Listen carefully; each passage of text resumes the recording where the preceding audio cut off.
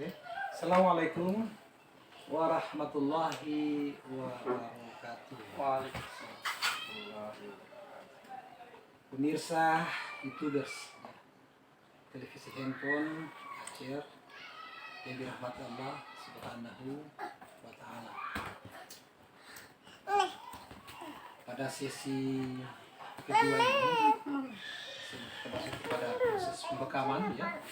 Mungkin terlebih dahulu saya ceritakan sedikit tentang pengalaman saya ya selama meruqyah.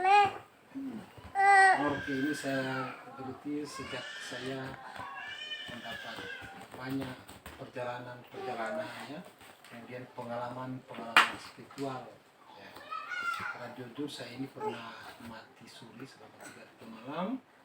Saya juga ini pernah dibawa ke alam gaib selama 7 bulan SMP kelas 1 di tahun 1987. Tapi anehnya setelah saya ke sekolah 7 bulan kemudian setelah saya hilang ya, saya bisa menjadi siswa 10 besar ya, di SMP Negeri 2 Piru, Seram Barat, Maluku Tengah. Saya juga pernah mengalami mencari kebenaran, mencari Tuhan istilahnya, berkelana sampai orang cap saya gila pada waktu itu karena saya berkelana tak punya rumah berbulan-bulan ya. Bahkan sampai tahun 92 saya bertemu dengan satu orang tua yang mengatakan bahwa dunia ini sudah kotor sehingga perlu dicuci, dan pencucian itu terjadi tahun 99 ya. Dan benar, tepat tanggal 19 Januari tahun 19 ada pecahlah Rusuhan Ambon, dan saya hitung 7 tahun lamanya. Ini orang tua tersebut ternyata adalah Haji Pada, hanya beliau balik rupa menjadi seorang pemuda yang bermata buta. Saya orang pertama yang kemudian saya bawa ke desa Telaga Biru tahun 92 pemirsa. Banyak pengalaman spiritual yang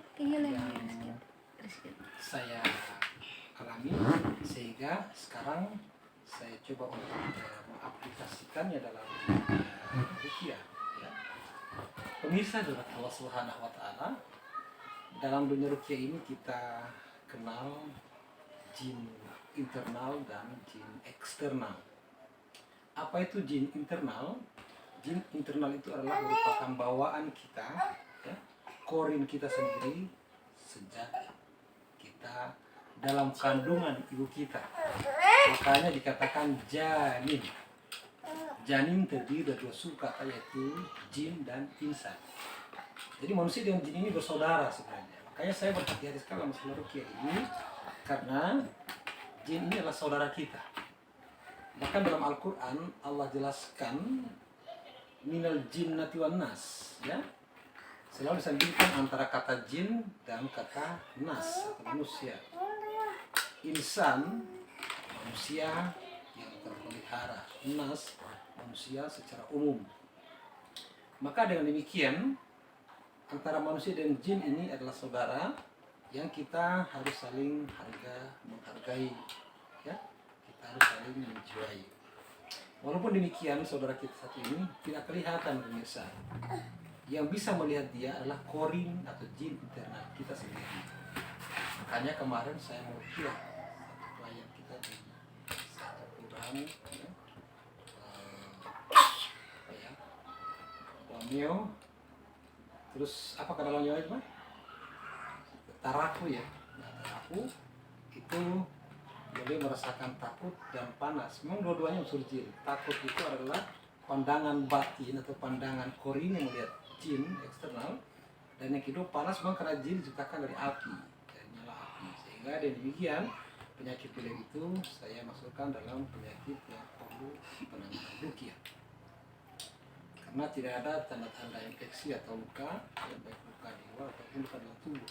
Sehingga demikian saya tangani secara medis dengan ruqyah. Alhamdulillah. Saudara kita yang satu ini ya, beliau mengalami hal yang mirip walaupun tidak serupa ya, sama-sama termasuk jin. Tapi jin dan saudara kita ini pemirsa dikenal dengan genetika dalam bahasa Murti, artinya keturunan, dan yang kedua dalam bahasa tasawuf dikenal dengan lisan. Coba kameranya sorot ke sini supaya mungkin bisa lebih simetris. Bisa ini kasih lagi supaya bisa ya. Coba ini ya, punya saya punya kamera ini masih belajar sehingga dia gitu. Nah, dia bingung mungkin karena dia masih belajar. Konsentrasi pada kamera, jangan menghayal karena menghayal itu kadang-kadang kita tidak fokus, artinya ya tidak simetris ya, bahkan bisa putus bagian atas atau bawah ini. Maaf pemirsa, di kamera ini masih belajar sudah 2 hari ini. Ya, pemirsa rahmat Allah Subhanahu Wa Taala, air titisan atau cucuran asap jatuhnya ke pelimpahan juga, begitulah kata pemirsa. Atau buah itu jatuh tidak jauh dari pohonnya. Maksudnya apa di sini? Titisan itu ada, ya. Walaupun Islam tidak mengajarkan tentang reinkarnasi, ya, tetapi yang namanya titisan itu ada, ya. Kenapa ada? Karena Allah sendiri mengatakan kita, Bismillahirrahmanirrahim. Rabbana hab lana min azwajina wa dzurriyyati qurrata a'yun waj'alna lil muttaqina imama. Ya. Maksudnya apa? Kita punya zuriyah, kita punya anak cucu ini, ya.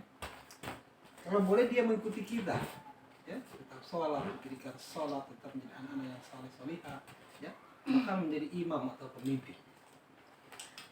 Maksudnya apabila kita ini adalah merupakan keturunan daripada orang-orang yang saleh, ya, maka gen itu akan mengalir, bisa, ya, hidayah itu akan terus mengalir. Makanya kita kenal dengan kata-kata habaib, ya, mereka itu memang sudah begitu, ya, para habib itu kurang lebih sudah seperti itulah dia, ya, mereka itu merupakan cahaya-cahaya penerus daripada leluhurnya yaitu Muhammad SAW dengan habaib. Kita sebagai orang-orang yang hari ini mungkin merasakan sesuatu hal-hal yang aneh, sebenarnya gen tadi ingin memperkenalkan dirinya, ya.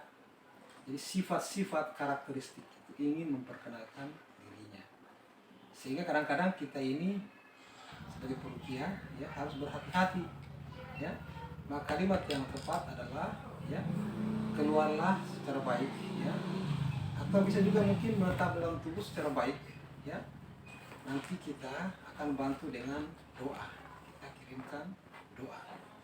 Nah, inilah maka doa yang diterima Allah salah satunya adalah doa anak kepada kedua-duanya, doa anak cucu yang saleh-saleh ini pada leluhur. Insya Allah dia akan sampai. Kenapa? Karena tidak jauh dia ada dalam diri kita. Bagaimana ketika ada orang itu yang saja pada tingkat tertentu suka emosi, ya, kemudian marah dan sebagainya, maka saya pada tingkat-tingkat yang tidak sadarkan diri. Kata Allah dalam Al-Quran, fahamaha fujuraha wa taqwaha, maka pada jiwa itu kami ilhamkan fujur dan takwa biasa. Ketika masuk sifat-sifat takwa itu bagus, ya, artinya orang itu sabar, ya, tenang, beriman, bertakwa, melaksanakan perintah Allah dan menjalankan Allah. Tapi ada satu sifat dikenal dengan fujur. Inilah yang membutuhkan kita harus banyak-banyak beristighfar, ya, mengampun kepada Allah, mohon perlindungan Allah dari pengaruh atau gangguan syaitan atau bisikan-bisikan jahat seperti ini. Kenapa? Karena memang setiap manusia ini sudah merupakan fitrah. Ada kalanya dimasuki dengan unsur-unsur yang baik, cahaya, ya, hidayah Allah, malaikatnya.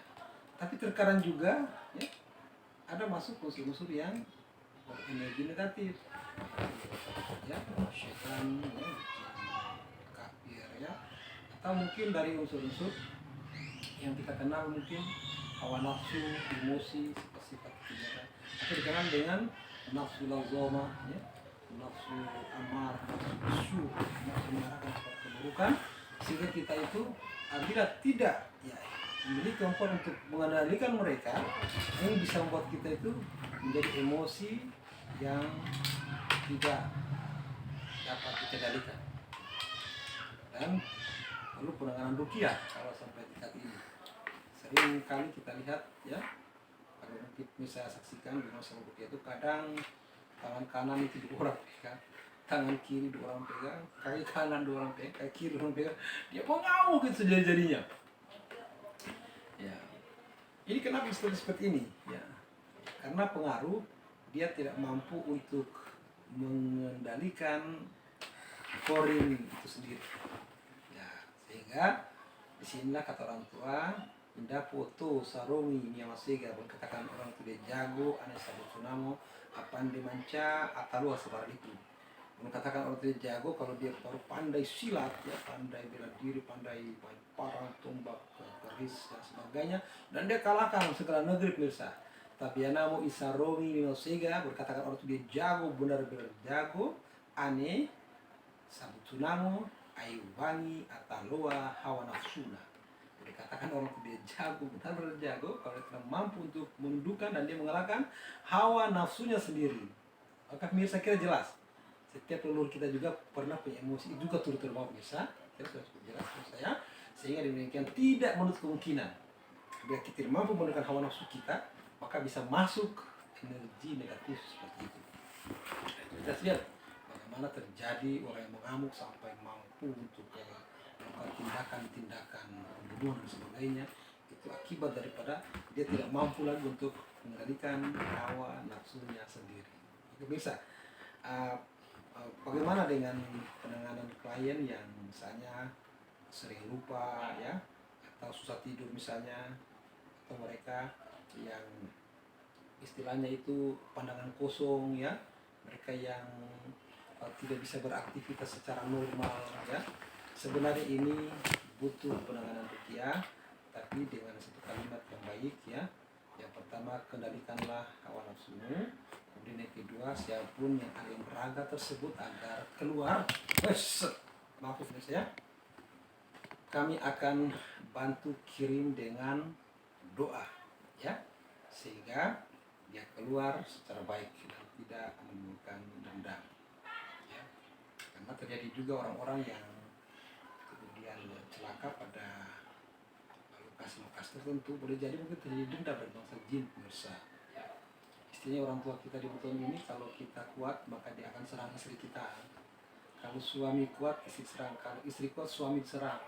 Tidak kuat istri suami istri, ya anak diserang. Ini masalahnya pemirsa ya. Ya, karena jin ini kan, mereka ini kan apa ya, melihat peluang-peluang mereka bisa masuk. Dia bisa masuk sama perukiah, dia akan masuk sama istri perukiah. Ya, pun sebaliknya kalau istrinya perukiah, dia akan masuk kepada suaminya. Kuat dua-duanya, dia cari anak-anaknya. Karena mereka ini hidup, bahkan usia jin itu bisa mencapai 1000 tahun. Ya, bisa mencapai usia yang begitu panjang. Kenapa? Karena mereka ini adalah orang yang pernah hidup pemirsa. Mereka, para jin-jin ini yang saya teliti, mereka dulu pernah hidup. Kalau kita tanya mereka, dulu hidup di mana? Dia akan jawab seperti sebutnya kali bucoka. Ya, pada masa apa hidup? Ternyata mereka bahkan sebelum zaman Belanda mereka hidup. Ya, jadi usia mereka tuh luar biasa. Jadi bersambung itu, bersambung terus menerus, ya, sampai kepada Nabi Adam alaihissalam dan Hawa alaihissalam. Ini bersambung itu. Artinya apa? Baik Nabi Adam maupun Hawa ada jinnya. Setiap kita manusia ini ada unsur jin. Ya. Pertanyaan yang muncul lagi, lalu bagaimana dengan iblis yang juga bangsa jin? Maka jin terbagi dua pemirsa. Ada jin yang memang Allah jadikan itu dia jin sejak awal, sejak azali. Ya. Ada jin ini dikenal dengan korin. Ya. Ini umurnya sejak bumi ini diciptakan Allah. Artinya mereka ini sebelum Nabi Adam diciptakan, jin sudah ada. Sementara Nabi Adam ini dia hidup. Ya. Ada unsur jin bawaan sejak dari azalinya dikenal dengan jin korin. Jin korin ini juga panjang umurnya. Ya, kenapa? Karena mereka ini dulu pernah hidup pemirsa. Satu dan lain hal, ya, mereka kembali ke dunia, padahal mereka sudah meninggal. Allah karim, ya, mereka kembali ke dunia, sehingga mereka itu Jumlahnya pemirsa, ya Allah ya Karim, mungkin tidak sejumlah-jumlah kuburan, tidak, ya. Tapi di antara taruhlah 1 dari 10 kubur itu ada yang masih di dunia ini pemirsa. Mereka mengembara kemana-mana. Ya. Jadi mereka itu akan melampiaskan apa dendamnya misalnya, ya, atau dia ingin menyampaikan sesuatu amanat misalnya, sehingga mereka ini juga masuk kategori jin. Dan sering saya ruqyah orang-orang seperti itu, banyak kali. Ada klien yang saya ruqyah pada waktu itu, dia menyebutkan bahwa dia adalah merupakan nenek daripada pasien itu. Bayangkan, baik nenek dari pihak bapaknya maupun nenek dari pihak mamanya. Saya tanya kenapa bisa begitu? Karena paling sayang. Ya, bayangkan bisa. Berarti yang masuki dia ini adalah neneknya sendiri. Yang pada gilirannya mereka ini masuk kategori jin internal almarhumah. Jadi korinya almarhumah neneknya. Jadi saya langsung kasih tahu bahwa jagalah nenek, ya, jagalah cucumu, ya, jaga nama baiknya karena dia adalah perwakilan Kota Bogor paskibraka, ya, tingkat provinsi. Jadi kalau dia mati-mati ayam di jalan raya misalnya, ya, ini mempermalukan, ya, nenek sendiri, ya, karena dia adalah cucu nenek. Jadi saya menasehati neneknya, kori neneknya itu, ya, sampai mereka itu sadar bahwa apa mereka lakukan itu salah. Jadi mereka kadang-kadang tidak sadar bahwa apa yang dilakukan itu berisiko salah. Jadi saya kasih tahu kalau nenek sayang sama cucunya, cukup pantau saja dari atas. Jadi kayak kamera CCTV, cukup lihat saja, ya. Coba kameramen tolong dulu supaya ini saya sedikit edukasi agar jangan kita bingung ini masuk pada bidang non medis. Tapi ini penting pemirsa, ya. Kalau nenek sayang pada cucunya, maka cukup pantau dari atas dan jangan masuk raganya. Kenapa demikian? Karena ketika dia masuk raganya, itu klien kita itu seperti mayat dia. Jadi badannya itu mengeras seperti mayat, ya. Kemudian kadang dia kejang seperti orang kena penyakit ayan itu, sehingga sangat memalukan, ya. Maka saya harus terbuka kepada nenek yang masuk raganya itu sangat memalukan, dan setelah dia sadar bahwa itu memalukan buat dia punya perahu sendiri cucunya itu, akibatnya yang terjadi dia mau keluar dengan ayat-ayat yang saya bacakan. Sampai hari ini itu anak dia sudah mendapat jodoh polisi dan dia berhasil mengharumkan Kota Bau-Bau untuk tingkat provinsi sebagai paskibraka terbaik pada waktu itu, ya. Begitupun rumah orang tuanya, usaha orang tuanya yang diruqyah, alhamdulillah syukur, ya, berhasil dan sekarang sudah punya 2 ruko, ya, yang dikenal dengan Nur Sam Jaya di Dipu atau Bengkel. Dulu luar biasa itu, ya, segala macam ujian mereka dapatkan yang pengaruhnya dari jin. Kejadian lagi tahun 2015, ya. Ini di SMP Negeri 1 Bau. Saya bicara ini demi Allah, saya tidak bohong, ya. Ketika pembuatan lipo, banyak kuburan yang kena gusur. Begitu sampai kepada matahari, bukan hanya kuburan dengan tengkorak-tengkorak kerangka-kerangka manusia, ya pemirsa, ya, itu kena bulldozer. Apa yang terjadi? Korinya menyeberang ke SMP 1. Hampir setiap hari kemudian terjadi kesurupan massal pada waktu itu, tahun 2015. Syukur kepada Allah Subhanahu wa taala, pada tahun itu saya berada di sini bersama dengan prodi saya Ruqyah pemirsa. Dan akhirnya saya kumpulkan seluruh energi itu dihimpun pada 1 orang, ya, yang bernama April, ya. Mudah-mudahan itu anak dia sembuh, kalau punya keturunan juga jangan sampai seperti itu. Apa yang terjadi hasil dialog saya dengan si April, sekarang sudah berganti nama dengan Nur itu, ya. Bahwa mereka ingin agar diprosesi layaknya manusia yang meninggal secara normal, yang wajar, dihargai. Karena kenapa? Mereka sangat tidak menerima dengan jenazahnya itu digiling, diinjak, ya, di bulldozer seperti itu. Singkat cerita, saya mintakan kepada mereka berkumpul semua pada satu waktu yang kita tentukan, dan itu malam Jumat, pemirsa. Kita adakan tahlilan tepatnya itu di matahari. Pada waktu itu tidak sampai waktu malam, masih paginya pemirsa sudah datang itu tantenya untuk minta kepada saya datang dulu ke rumah, ya, dekat Masjid Al-Jiddah Bang Kanaki. Saya ke sana, ternyata itu anak sudah tidak lagi sadarkan diri berbicara dengan dialog. saya tanya, ternyata di antara sekian siswa SMP 1 yang muka mirip dengan almarhum ini adalah si Apri ini, makanya dimasuki. Jadi ini adalah merupakan jin eksternal di luar daripada genetika tadi biasa. Jadi kadang-kadang dia cari muka yang serupa masa hidupnya, dia senang, dia cek bahwa sejuk buat dia, enak buat dia, nyaman, dia masuk. Nah, sehingga ini perlu jalur ruqyah. Dan alhamdulillah syukur, setelah saya tahlilkan di atas kuburannya, kemudian saya kirimkan doa, itu anak dia kembali sehat pulih sejak kala dan kembali beraktivitas. Sekarang dia sudah sarjana, wallahu a'lam bishawab, karena waktu dia sudah SMP kelas 3 tahun 2016, sekarang tahun 2022. Kepada klien kita ini ya, saya berharap agar bagaimana bisa tetap menjaga hubungan baik ya dengan genetika sendiri ya, karena hal seperti ini pemirsa ada buruknya tapi ada baiknya juga pemirsa ya. Kenapa saya katakan demikian? Banyak orang-orang yang sukses hari ini ya, mereka itu dibarengi dengan pengawasan daripada korin dan leluhurnya, sehingga mereka itu menjadi orang yang dilindungi Allah lewat korin dan leluhurnya sendiri pemirsa. Ini penting saya katakan karena manusia ini kata Allah wahal hamaha fujurah wa taqwaha. Ya, boleh jadi mereka orang-orang takwa pemirsa. Baik untuk bagaimana kayak saya ini. Saya ini lama merantau tahun 1999 ke Buton, tapi saya merupakan cuci lom listrik. Apa yang terjadi sejak saya datang ya, saya begitu berbau, saya menjadi khotib di Wajah 7 tahun, di Lamangga 9 tahun, saya perangkat masjid. Padahal walaupun bahasa beliau ini saya tidak tahu, tapi genetika itu, kakek saya itu selalu dampingi saya. Kenapa saya katakan demikian walaupun beliau sudah meninggal dunia? Karena memang saya merupakan anak daging beliau, dari bapak saya, ya, anak daripada yang disebut itu, Mabarihi. Ya, jadi kakek saya itu, saya yakin bahwa memang saya adalah merupakan cucunya.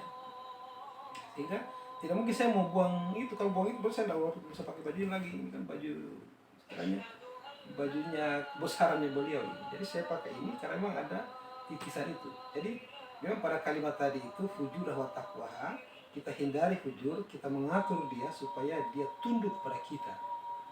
Jadi hawa nafsu ini tidak bisa dihilangkan, tapi hawa nafsu ini bisa ditundukkan, artinya diatur. Hawa nafsu ini kita yang kendalikan dia, jangan dia yang mengatur kita. Jadi manusia ini tidak bisa menghilangkan, bahkan Nabi sendiri tidak bisa itu menghilangkan hawa nafsu, tidak bisa. Kenapa hawa nafsu bisa dihilangkan? Karena dia merupakan fitrah yang manusia, bagian para manusia. Jadi bagaimana caranya? Dikendalikan. Ya, seperti angin ini, kita bisa lihat bagaimana angin dikendalikan. Sekarang ini kan, tidak bisa kita menghilangkan angin, ya. Tapi kita akan kendalikan dia di saat mana kita butuhkan, di saat mana kita tidak butuhkan. Nah, misalnya kalau dalam situasi dingin, hujan, nah ini kita butuhkan, maka kita hentikan kipas angin ini. Ini namanya kita mengendalikan. Begitupun api, begitupun air, begitupun unsur tanah, ya, unsur-unsur alam ini tidak bisa kita hilangkan, tapi kita kendalikan dia. Oke pemirsa, saya kira mungkin sedikit edukasi buat pemirsa dari pengalaman sebetulnya yang saya alami yang kurang lebih sekitar ya 20 tahun, 30 tahun ada ya.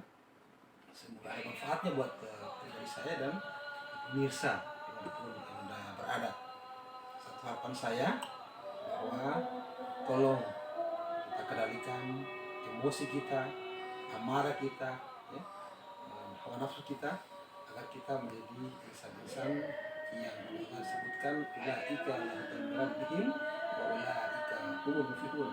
Mereka orang-orang yang tetap mendapat petunjuk dari Allah Tuhannya, dan mereka orang-orang yang beruntung.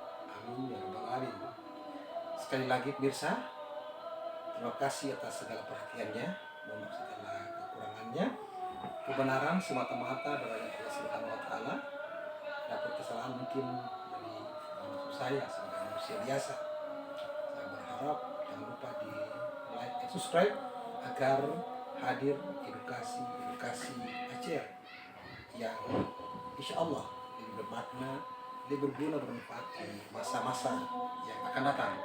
Saya Abdullah Majid SPD Al-Fakir. Kemudian sama saya siapa nama kita? Baso Irham ya. Mohon diri. Akhir kalam, wallahu muwaffiq ila aqwamit thariq. Wabillahi taufiq wal hidayah. Walidah Inayah. Jangan lupa kameramen kita ini Fawajid ya, pendamping Rizky Ati. Alhamdulillah ya. Assalamualaikum warahmatullahi wabarakatuh. Waalaikumsalam warahmatullahi wabarakatuh. Akan